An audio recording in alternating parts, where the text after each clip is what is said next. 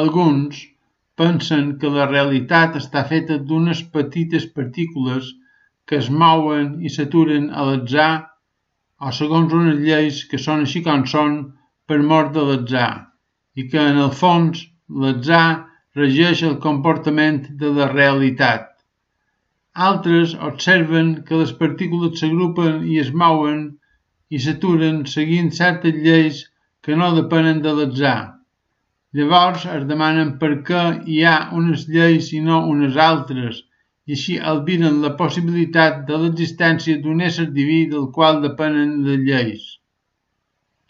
A més, alguns intenten explicar el fet de poder observar les partícules amb un mecanisme de partícules que fa d'observador. Altres pensen que les partícules no són tot el que hi ha i que el fet de poder observar les partícules està més enllà de la comprensió humana i depèn d'una altra realitat més gran que la vida humana no pot percebre ni entendre.